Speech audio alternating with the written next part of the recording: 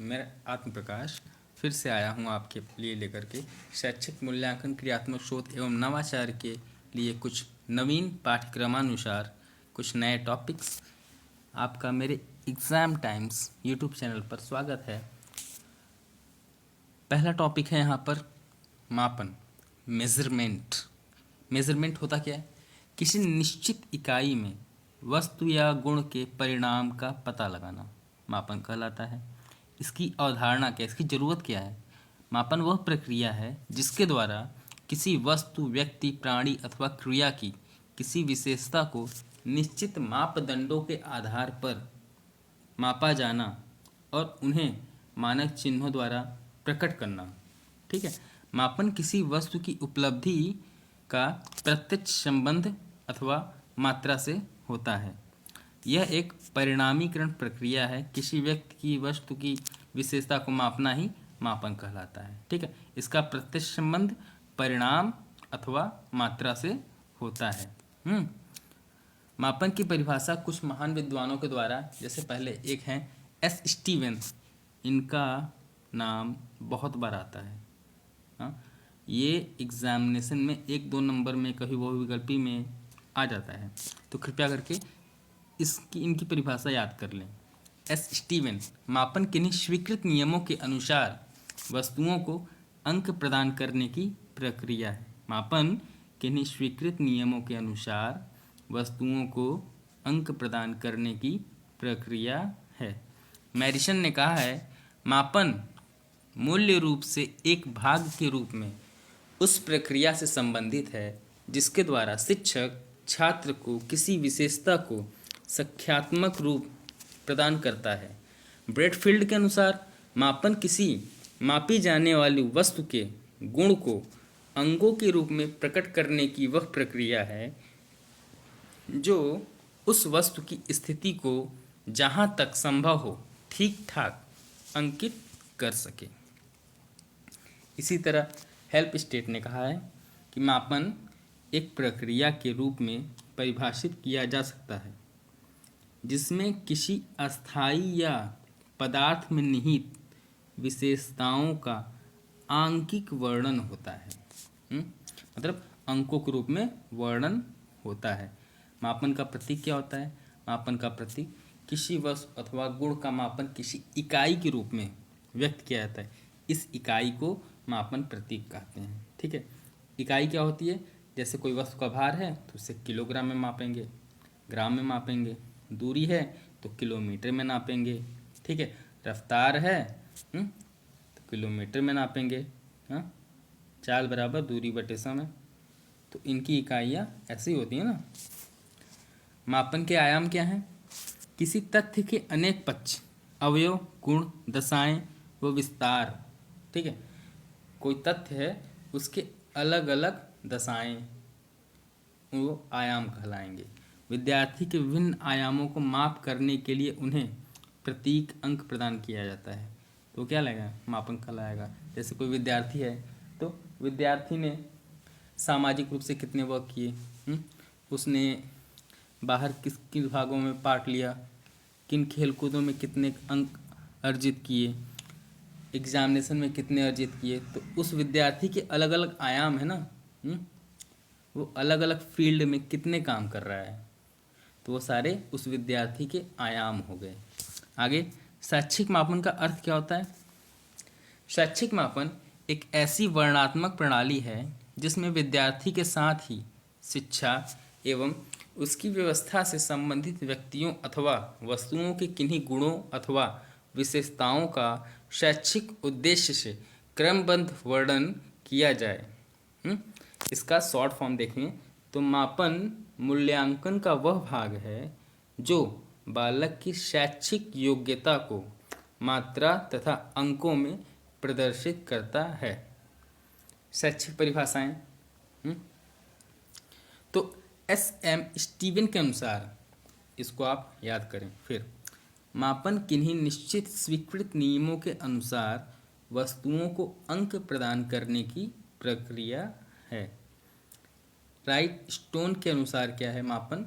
मापन में पाठ्य वस्तु या विशेष कौशलों एवं योग्यताओं की उपलब्धि के एकाकी पक्ष पर बल दिया जाता है।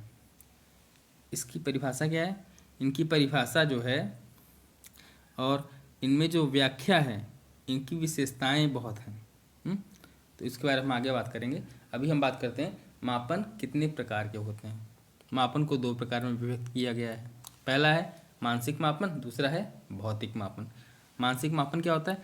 मानसिक मापन के अंतर्गत विभिन्न मानसिक क्रियाओं जैसे बुद्धि, रुचि, अभियोग्यता, उपलब्धि आदि का मापन किया जाता है। इसकी प्रकृति सापेक्षिक होती है, अर्थात इसमें प्राप्तांकों का स्वयं में कोई अस्तित्व नहीं होता। उदाहरण के लिए किसी शिक्षक के कार्य का मापन श्रेष्ठ, माध्यम एवं निम्न रूप में किया जाता है, किंतु कितना श्रेष्ठ, मध्यम या निम्न है यह नहीं कहा जा सकता। ठीक है। मानसिक मापन में अग्रलिखित विशेषताएं होती हैं। मानसिक मापन में कोई वास्तविक शून्य बिंदु नहीं होता। ऐसा नहीं है कि वास्तविक मानसिक मापन में कोई शून्य से स्टार्ट हो, तो इसमें शून्य बिंदु नहीं है। अगला टॉपिक, मानसिक मापन में इकाइयाँ एक समान नहीं होती। इसकी इकाइयाँ सापेक्ष मूल्य की होती हैं, जैसे 13 और 14। मानसिक आयु के बालकों में उतना अंतर नहीं होता जितना 7 और 8 मानसिक आयु के बालकों में होता है। यद्यपि निरपेक्ष अंतर दोनों में एक ही वर्ष का होता है। अब जैसे मानसिक मापन में बोल रहा है कि जो मानसिक मापन 13 और 14 वर्ष के आयु के बच्चों का होगा, वो मानसिक मापन 7 और 8 वर्ष के आयु के बच्चों का नहीं होगा। मानते हैं कि यहाँ पर एक ही वर्ष का अंतर है, लेकिन मानसिक मापन दोनों का भिन्न भिन्न होगा। चलिए अगला टॉपिक, मानसिक मापन में किसी गुण का आंशिक मापन ही संभव हो पाता है। मानसिक मापन में किसी गुण का आंशिक मापन, संपूर्ण मापन नहीं कर सकते हैं। मानसिक मापन आत्मनिष्ठ होता है और प्रायः मानकों के आधार की पर तुलना की जाती है। एक मानक चिन्ह बनाते हैं, उसी के आधार पर तुलना की जाती है इनकी। दूसरा टॉपिक, भौतिक मापन।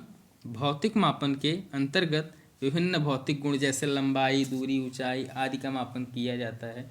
इसकी प्रकृति निरपेक्ष होती है तथा इसके प्राप्तांक बहुत महत्वपूर्ण होते हैं। इनकी विशेषताएं क्या हैं? भौतिक मापन में एक वास्तविक शून्य बिंदु होता है। अब इसमें क्या होता है?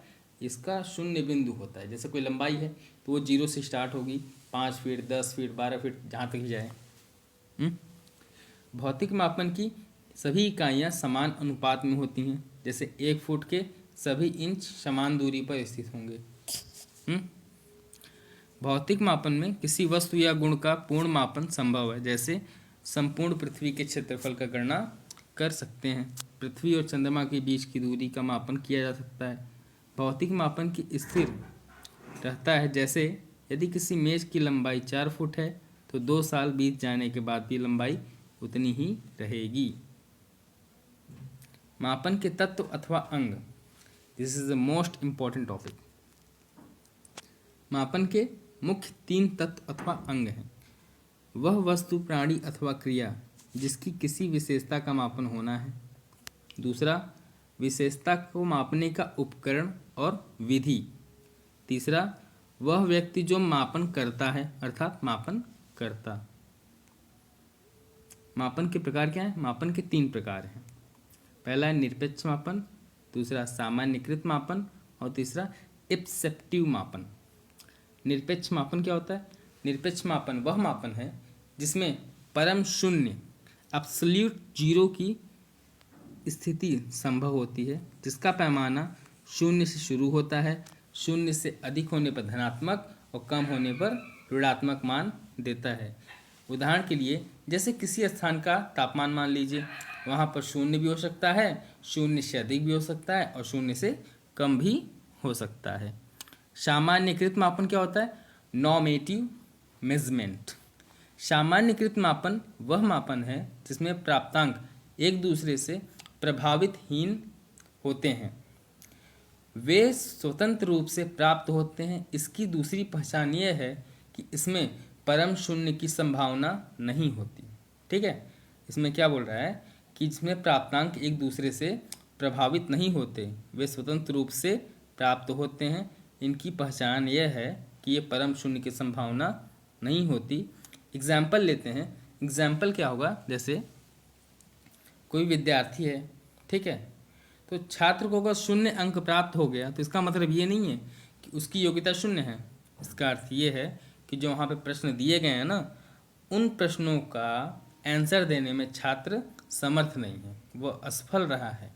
ठीक है, जैसे समाजशास्त्रीय अध्ययन, मनोवैज्ञानिक और शिक्षा के क्षेत्र में प्रयोग किए जाने वाले परीक्षणों से प्राप्त प्राप्तांक प्रायः सामान्यकृत माप ही होते हैं। एब्सेप्टिव मापन क्या होता है? एब्सेप्टिव मेजरमेंट मापन के अनेक उपकरण एवं विधियां हैं। इनमें एक उपकरण अथवा विधि ऐसी है जिसमें व्यक्ति अथवा छात्र को बाध्य चयन करना होता है। इस विधि द्वारा मापन करने को कैटिल ने एब्सेप्टिव मापन कहा है। इसमें व्यक्ति अथवा छात्र के सामने कुछ प्रश्न, कथन अथवा समस्याएं रख दी जाती हैं और छात्र को क्रम देना पड़ता है और इन्हें प्रदान करने के लिए 1, 2, 3, 4 आदि अंक प्रदान किए जाते हैं। अब किसी छात्र के एक कथन में प्रथम वरीयता 1 अंक प्रदान किया जाता है और वही दूसरा छात्र उसे 2 अंक देगा। ठीक है, तो यह वरीयता या अंक प्रदान नहीं कर सकता। ठीक है नहीं, इस प्रकार के मापन उपकरण को बाध्य चयन प्रश्न, फोर्स्ड चॉइस आइटम कहते हैं और इसके द्वारा मापन को एब्सेप्टिव मापन कहते हैं। इस प्रकार के सभी छात्र 1, 2, 3, 4 अंक ही प्रदान करने होते हैं। इसलिए सभी छात्रों का मध्यमान M और मानक विचलन SD के स्तर। स्केल ऑफ मेजरमेंट, कोई भी मापन कितना शुद्ध है इसका पता कैसे चलेगा? इसके 4 स्तर हैं पता करने के। पहला शाब्दिक अथवा नामित स्तर, दूसरा क्रमित स्तर, तीसरा अंतराल स्तर, चौथा अनुपात स्तर। चलिए हम पहले वाले के बारे में बात करते हैं। पहला जो है शाब्दिक एवं नामित स्तर, इसे हम लोग इंग्लिश में नॉमिनल स्केल कहते हैं। नामित मापन एक गुणात्मक मापन है और एक मोटे तौर का मापन है। इसका मापन हम परिमार्जित स्तर करते हैं नॉर्मल तौर पे। इसका स्तर जो है मापन मात्रात्मक मापन है। ठीक है, इसका प्रयोग हम कहाँ करते हैं? अधिकतर व्यक्ति या वस्तु की किसी विशेषता के आधार पर कुछ समूहों में कुछ लोगों को विभाजित करते हैं। जैसे लिंग भेद के आधार पर बच्चों को अलग अलग करना। आप किसी क्लास में जाइए, वहाँ पे जो गर्ल्स बॉयज़ हैं उनको अलग अलग करना। ठीक है, ये हो गया नामित स्तर। दूसरा है क्रमित स्तर, यह मापन का दूसरा स्तर है। ठीक है, इसका पता कैसे चलेगा?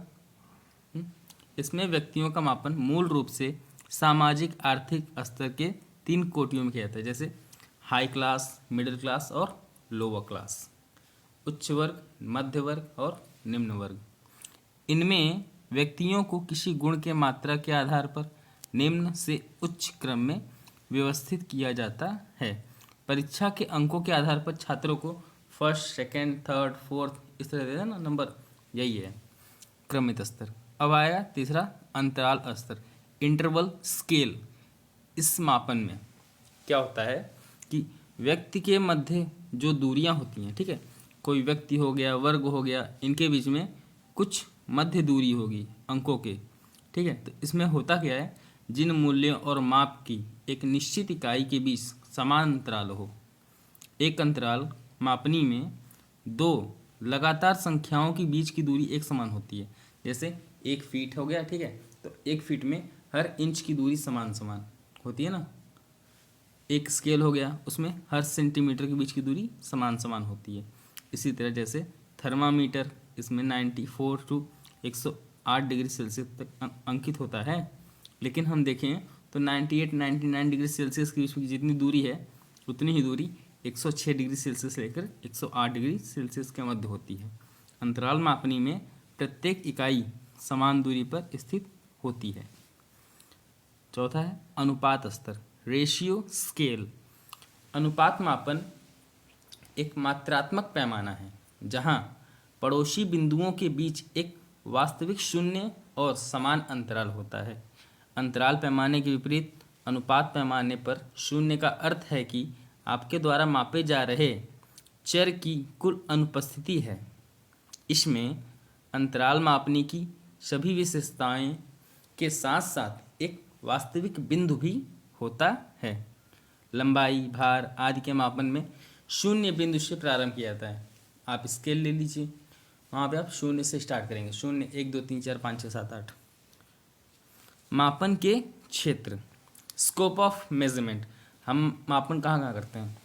अपने डेली लाइफ में हम बहुत जगह करते हैं, जैसे सोते हैं, उठते हैं, पढ़ते हैं, सभी जगह हम मापन का प्रयोग करते हैं। ठीक है, गणितज्ञ हो गया, संगीत हो गया, हॉकी के क्षेत्र में हो गया, मनोवैज्ञानिक, अंग्रेजी में, हाँ, हर जगह हम लोग मापन का उपयोग करते हैं।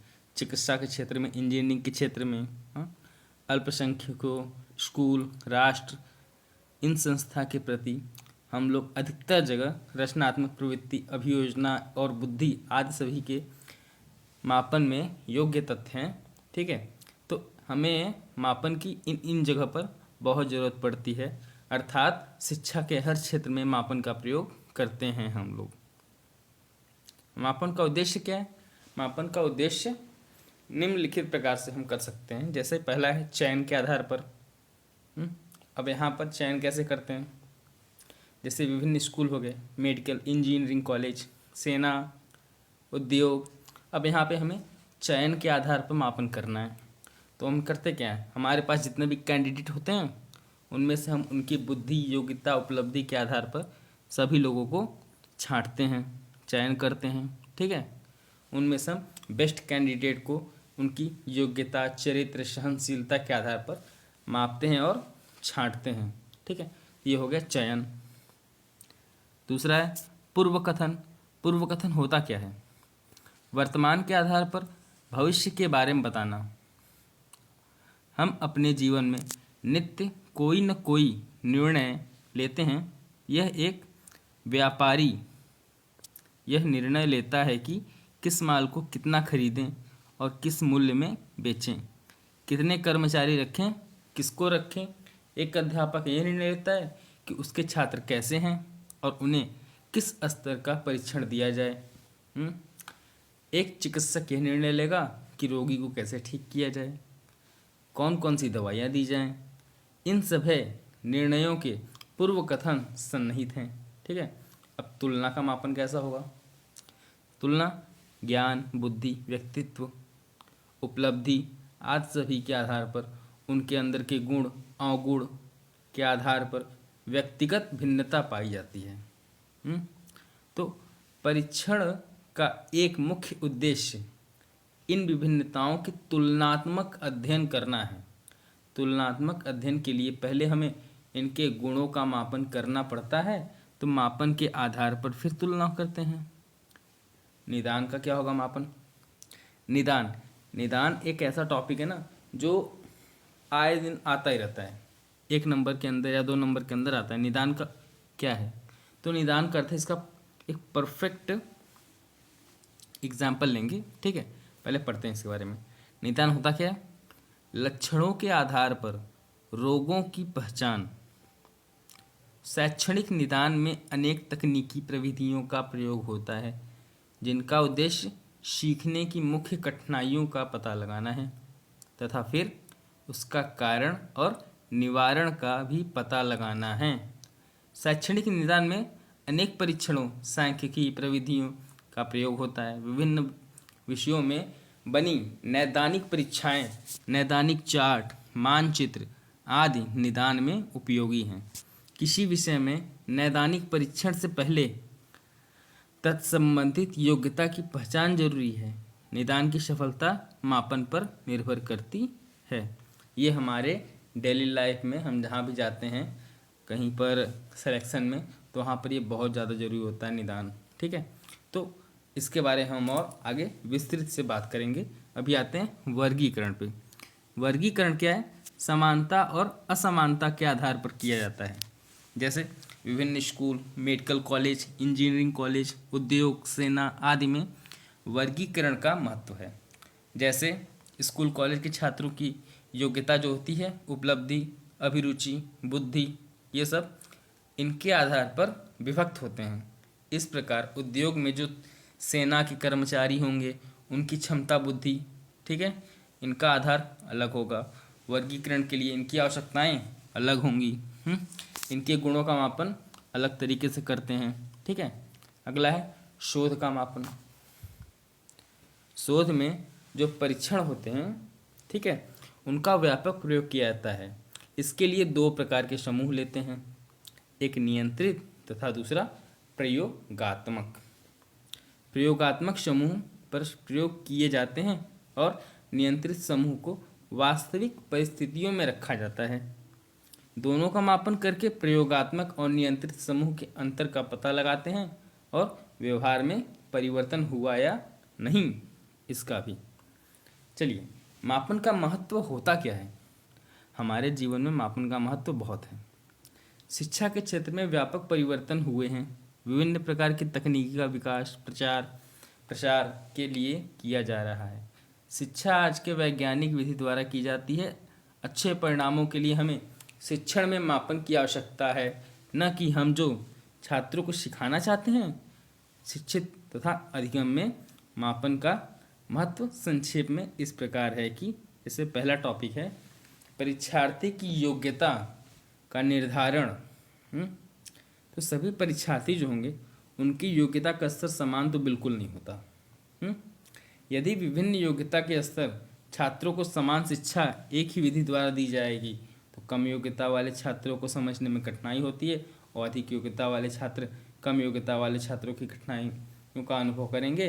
अतः योग्यता का जो मापन होगा वो अलग अलग वर्गों में बढ़ जाता है। जैसे आप ही जाइए किसी क्लास में पढ़ाने, ठीक है, तो क्या होगा, आप पढ़ाएंगे जब कोई टॉपिक तो जो अच्छे बच्चे होंगे वो जल्दी समझ जाते हैं। और जो बच्चे कम बुद्धि लब्धि वाले हैं उनका क्या होता है, आप उन्हें 3-4 बार समझाएंगे तो उनको बहुत हल्का हल्का आता है, लेकिन वही चीज़ जो तेज तर्रार बच्चे होते हैं वो बहुत जल्दी सीख जाते हैं, ठीक है। तो अगला है टॉपिक क्षमता का मापन। विद्यार्थी की क्षमता का निर्धारण किया जा सकता है। यदि किसी छात्र की क्षमता कम है और उसे अधिक कार्य दिया जा रहा है तो वह नहीं कर पाएगा और उस पर इसका बुरा प्रभाव पड़ेगा, तथा अधिक क्षमता वाले छात्र को अधिक कार्य देकर हम उन्हें संतुष्ट कर सकते हैं। तीसरा है शिक्षण विधियों और प्रविधियों का मापन। शिक्षण में विभिन्न प्रकार की शिक्षण विधियों तथा प्रविधियों का प्रयोग किया जाता है। जैसे किसी पाठ्यक्रम को पढ़ाने के लिए किसी विधि या प्रविधि का प्रयोग सबसे अच्छा है। इसके लिए किसी छात्र को एक पाठ्यक्रम विभिन्न विधियों और प्रविधियों द्वारा पढ़ाया जाता है, ठीक है। तो इस निष्पत्ति का मापन करने का यह लगता है कि कौन सी विधि अच्छी है, कौन सी विधि अच्छी नहीं है। निदान क्या है? निदान विभिन्न विषयों पर नैदानिक परीक्षण बनाए जाते हैं जिनसे छात्रों को शिक्षा संबंधित कठिनाइयों को दूर किया जाता है। निदान परीक्षण की सहायता से पता चलता है कि छात्र विषय वस्तु के किस भाग को समझने में कठिनाई महसूस कर रहा है और किस विषय के लिए उसे किस तरीके की विधि द्वारा पढ़ाया जाए कि उसका ये कठिनाई जो है वो आसान हो सके। ये हुआ निदान। वर्गीकरण क्या होता है? वर्गीकरण परीक्षण की सहायता से छात्र को विभिन्न वर्गों में विभाजित किया जाता है, जैसे विज्ञान वर्ग, साहित्य वर्ग, कला वर्ग, तकनीशियन, चिकित्सा वर्ग आदि। छात्रों की तुलना करने में मापन द्वारा उत्कृष्ट बुद्धि तथा मंद बुद्धि के बालकों में अंतर स्पष्ट किया जाता है और उनकी तुलना की जा सकती है। कक्षा मानक तथा उम्र मानक तैयार करना। विभिन्न कक्षाओं के लिए मानकों का निर्धारण मापन द्वारा ही किया जा सकता है। विभिन्न कक्षाओं के लिए पाठ्यक्रम का स्तर निर्धारण मापन द्वारा पाठ्यक्रम की कठिनाई का स्तर छात्रों की योग्यता बुद्धि के आधार पर पाठ्यक्रम के निर्धारण में मापन का महत्व बहुत ज़्यादा है। समय निर्धारण में कर सकते हैं मापन। विद्यालय में विभिन्न विषयों को पढ़ाने के लिए अलग अलग समय दिया जाता है, ठीक है। सभी कक्षाओं में समय के अनुसार काम होना चाहिए, तो यहाँ पे समय का मापन हो रहा है। फलांकों का निर्धारण मापन से छात्रों द्वारा दिए गए उत्तरों के फलों का निर्धारण कर सकते हैं हम। मापन की सीमाएं क्या क्या होती हैं। Limitations of measurement. आज के युग में मापन का अत्यंत व्यापकता से प्रयोग किया जा रहा है। इसी कुछ कमियों के कारण मापन एक आलोचना का विषय रह गया है। इसकी सीमाएं कुछ इस प्रकार हैं। जैसे पहला, इसका से क्षेत्र जो है, इसका एरिया संकुचित तथा सीमित है। एक समय में हम व्यक्ति की केवल एक या कुछ ही पहलुओं का अध्ययन कर सकते हैं। इसके द्वारा संपूर्ण व्यवहार या व्यक्तियों का अध्ययन कदापि संभव नहीं होता। हम किसी व्यक्ति के सिर्फ एक पॉइंट ऑफ व्यू का मापन कर सकते हैं। हम पूरे एक व्यक्ति के पूरे व्यक्तित्व का मापन नहीं कर पाते हैं। मापन का रूप व्यवस्थित होता है, अतएव इसकी प्रक्रिया भी जटिल है। इनमें मापनीकृत परीक्षणों की आवश्यकता होती है तथा अच्छे, विश्वसनीय और वैध परीक्षणों का समस्त क्षेत्रों में उपलब्ध होना प्रायः असंभव होता है। मापन के द्वारा हमें किसी व्यक्ति या प्रक्रिया के विषय में हम केवल सूचना मिलती है। यह केवल निर्णय नहीं प्रदान करता। यह केवल किसी पहलू पर अंक प्रदर्शित करता है तथा उन पर अंकों से हमारा क्या तात्पर्य है यह इंगित नहीं करता। वो बता देगा कि ये व्यक्ति का मापन 4 है, इस व्यक्ति का मापन 10 है, लेकिन ये नहीं बता रहा है ना कि ये 10 किस क्वालिटी को दिखा रहा है, ये क्वालिटी क्या है इसके अंदर, ये 4 पाया इसके अंदर क्वालिटी क्या है। वो बस अंक दिखा देता है, क्वालिटी नहीं दिखा पाता। अतएव इन सीमाओं के कारण भी मापन क्रिया का व्यवहारिक जीवन में महत्वपूर्ण ढंग से प्रयोग किया जा रहा है, जिसके फलस्वरूप आज का युग मापन युग से जाना जाता है। मापन एवं मूल्यांकन की आवश्यकता। मूल्यांकन के बारे में मैं एक अलग से वीडियो बनाऊंगा जिसमें मैं पूरा का पूरा मेजरमेंट दिखाऊंगा, ठीक है। Need for measurement and evolution. मापन व मूल्यांकन की सहायता से अभिभावक गण अपने बच्चों की प्रगति को जानते हैं। अब हमारे जो गार्जियंस हैं उनको कैसे पता चलेगा? बच्चा जब अच्छा स्टैंड करेगा तब जाकर चलेगा ना कि हाँ ये हमारा बच्चा आगे बढ़ रहा है। तो वो मूल्यांकन है। उनकी रुचि, योग्यता, क्षमता, व्यक्तित्व, सामर्थ्य, कमी, इन सब चीज़ों को पहचान करके उनके उचित मार्गदर्शन करना, ठीक है। उनको जिस चीज़ में कमी होती है हम उस चीज़ को, उनकी कमियों को दूर करना, ठीक है। शिक्षा प्रशासक तथा नीति निर्धारक भी मापन एवं मूल्यांकन के परिणामों का उपयोग शैक्षिक प्रशासन की व्यवस्था से नीति निर्माण में करते हैं। समाज तथा राष्ट्र की उन्नति के लिए शिक्षा में सुधार का एक सतत प्रयास होना आवश्यक है। तो मूल्यांकन की आवश्यकता निम्नलिखित है।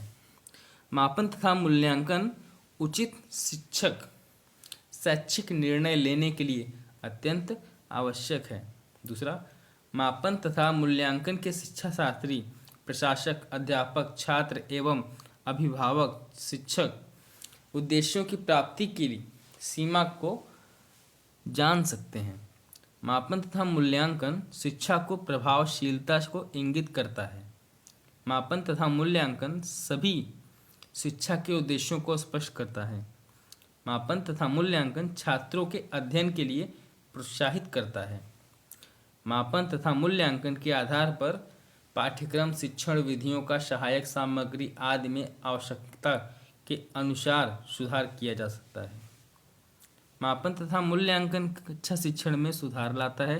अध्यापक को कमी ज्ञात हो जाती है, जिससे वह अपने शिक्षण में अधिक सुसंगठित होकर के सुधार लाता है और बच्चों को अच्छे तरीके से समझाता है।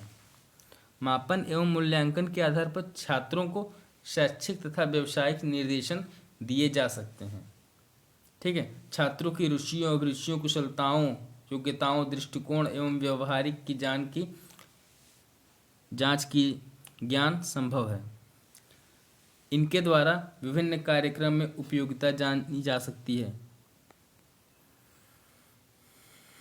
चलिए, आज का हमारा और आपका साथ यहीं तक था। हम मिलेंगे आप अगले क्लास में, जहाँ पर हम आपको मूल्यांकन की समस्त चीज़ों के बारे में आगे हम आपको पेशकश करेंगे।